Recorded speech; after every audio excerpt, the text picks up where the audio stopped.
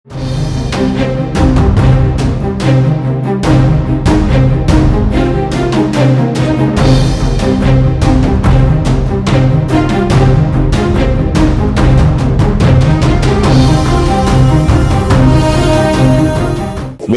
సుబ్బయ్య చావుకు వచ్చిన సందంగా సామెతను తెలంగాణ సామాన్య ప్రజలకు వర్తిస్తా ఉంది. ప్రత్యక్షంగా ఏదైతే అమెరికా, ఇజ్రాయెల్, ఇరాన్ యుద్ధం అయితే క్రమక్రమంగా నెమ్మదిగా సామాన్య ప్రజల వైపు భారం పడుతున్నట్లు కనిపిస్తా ఉంది. సో ఇదే భారం ప్రత్యక్షంగా అయితే హోటల్ రంగం వైపు తీవ్రంగా పడిన పరిస్థితుంది.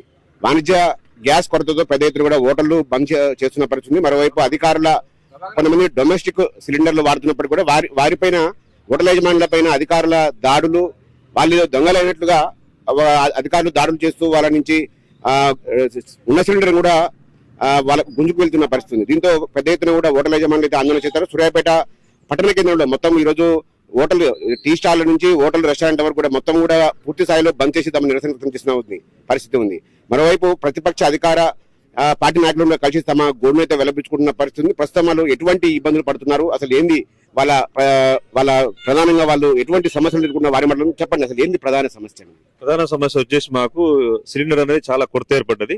ఒక 10 రోజుల నుంచి మనకు తీవ్ర కొరత ఏర్పడ్డది. కమర్షియల్ స్టాక్ లేదని చెప్తున్నారు. ఒకవేళ మేము తిప్పల పడేసి అక్కడ ఇక్కడ ఏమైనా చేసుకున్నా కూడా ఈ సివిల్ సప్లై అధికారుల దాడులు ఎక్కువైపోయినాయి. అసలు హోటల్స్ మూసివేత పరిస్థితి ఏర్పడ్డది. దాదాపు ఒక సూర్యాపేట టౌన్ లో 300 హోటల్ పైగా ఉన్నాయి. ఇప్పుడు వాటి పరిస్థితి కొంచెం ఎట్లా అనేది మీ అందరూ ఇలా బంధుకు పిలుపుడియమని సూర్యాపేట పట్టణం తెలియజేయమనగా మీరు అందరూ సహకరించగలరు. అధికారులకు మనవి ఈ తీవ్ర కొరత ప్రభుత్వం దృష్టికి తీసుకొచ్చాము. ఈ రోజు బంద్ చేసి దాని మీద దృష్టి పెట్టి ప్రభుత్వం మాకు తగు చర్య చేసి తొందరగా మాకు ప్రత్యామ్నాయం కల్పించగలని కోరుతున్నాము. డొమెస్టిక్ సిలిండర్లు వాడుతున్నారు, వాణిజ్య కొరత సిలిండర్ అవుతుంది. దీంతో అధికారులు మేము దాడులు చేసి మీరు దొంగలేంటి చిత్రీకరిస్తున్నారు అంటే ఎట్లా అనిపిస్తుంది అది మీకు?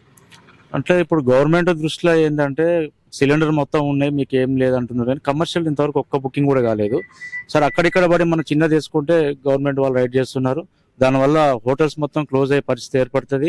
మా కింద పనిచేసేది సుమారు ఒక 2000 నుంచి 3000 వరకు వర్కర్లు ఆధారపడి ఉన్నారు. వాళ్ళు రేపు రోడ్డు మీద పడే పరిస్థితి ఏర్పడుతుంది. కాబట్టి గవర్నమెంట్ హోటల్స్ వరకు కొంచెం కమర్షియల్ సిలిండర్ ఇప్పించాల్సిందిగా ప్రభుత్వాన్ని కోరుతున్నాం. ఏంటి ప్రధానంగా సమస్య ఏంటి? ప్రజలు కూడా సామాన్య ప్రజలు ఇబ్బంది పడుతుంది. మాకు గ్యాస్ కొరత చాలా తీవ్రంగా ఉందండి. మేము కమర్షియల్ వాడదామంటే కమర్షియల్ సప్లై చేయట్లేదు. లేదంటే ఇళ్ళల్లో తెలిసిన వాళ్ళ సిలిండర్ తీసుకొచ్చి వాడుకుంటే అవి కూడా సివిల్ సప్లై వాళ్ళు పట్టుకుపోతున్నారు. దీన్ని జర ప్రభుత్వం గుర్తుపెట్టుకొని స్పందించి మాకు జీవనోపాధి కల్పించాలని కోరుకుంటున్నాం. ఒక హోటల్ కి రోజుకి ఎన్ని సిలిండర్లు అవసరం అవుతాయి? ఇప్పుడు ఎంత అసలే బుకింగ్ కావట్లేదా? లేదండి, కమర్షియల్ బుకింగ్ లేదు, మేము స్టాక్ లేదని చెప్తున్నారు.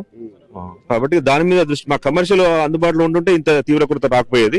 బుకింగ్ లేదంటున్నారు. ఏం చేయాలి? దీన్ని ఏం చేస్తే మీ సమస్య పరిష్కారం? అంటే మేము కమర్షియల్ సిలిండర్ ఇప్పివ్వాలి. కమర్షియల్ సిలిండర్ ఇప్పిస్తే ప్రత్యామ్నాయ ఏర్పాట్లు చేయడానికి కూడా టైం లేకుండా రైడ్స్ జరుగుతున్నాయి. అదొకటి మన గవర్నమెంట్ మాకు సహకరించేసి మేము ఏర్పాట్లు తీసేది అది చూస్తున్నాము. ఆ సమస్య తీవ్రంగా కాకుండా చూసుకోవాలి. ఉపాధి కోల్పోతున్నారు చాలా మంది, బంద్ చేయాల్సి వస్తుంది హోటల్స్. దీని మీద ఆధారపడి కనీసం ఒక 2000 పైన మంది ఆధారపడి ఉన్నారు. వాళ్ళకు ఉపాధి కోల్పోయే అవకాశం ఉంది. దాని తొందరగా చర్య తీసుకోవాలి గవర్నమెంట్. సూర్యాపేటలో అధికార ప్రతిపక్ష నాయకులు, ఎమ్మెల్యేలను, అధికార పార్టీ నాయకులను కలిసారు. వాళ్ళ నుంచి ఏం సమాధానం? మేము ఇద్దరిని కలిసాము, ప్రతిపక్ష నాయకులు కలిసాము, అధికార నాయకులు కలిసాము. ఇద్దరు కూడా సామరస్యంగా దీన్ని పరిష్కరించి కలెక్టర్ గారితో మాట్లాడతామన్నారు. మేము తొందరగా వాళ్ళ సమస్య పరిష్కారం కొరకు మేము ఎదురు చూస్తున్నాము. వాళ్ళు ఏం చెప్తున్నారు ఇది వీళ్ళు మొత్తంగా చేస్తున్నారు. అధికారుల వేధింపుల వల్లే మేము ఈ రోజు బంద్ చేయాల్సి వచ్చింది. ఖచ్చితంగా మేము వాణిజ్య గ్యాస్ కొరత అయితే తీవ్రంగా ఉంది. వాణిజ్య గ్యాస్లు అయితే బుకింగ్ కావట్లేదు. సో దానికని మేము డొమెస్టిక్ సిలిండర్లు వాడుతూ ఉపాధి, చాలా మంది మా హోటల్ పైన ఆధారపడి ఉపాధి పొందుతున్నారు. వాళ్ళని ఉపాధి దెబ్బతీయకుండా డొమెస్టిక్ సిలిండర్ వాడవలసిన పరిస్థితిలో సివిల్ సప్లై అధికారుల దాడులు మమ్మల్ని తీవ్రంగా మానసికంగా వేధిస్తున్నాయి. మరోవైపు ఇటు అధికార ప్రతిపక్ష నాయకులు కూడా సానుకూలంగా స్పందించారు. జిల్లా కలెక్టర్ గానీ ప్రభుత్వ పెద్దలతో గానీ మాట్లాడి తమ సమస్యకు పరిష్కారం చేకూరుస్తారని వారి హామీ ఇచ్చిన పరిస్థితి అని చెప్తా ఉన్నారు. మరోవైపు పెద్ద ఎత్తున కూడా చాలా మంది ఉపాధి హోటళ్లపై దాదాపు 300 హోటళ్లు సూర్యాపేట పట్టణంలోనే టీ స్టాల్లు, రెస్టారెంట్లు ఉన్నాయి. వీళ్ళందరూ కూడా ఉపాధి కోల్పోతుంది మేము హోటల్ బంద్ చేస్తే.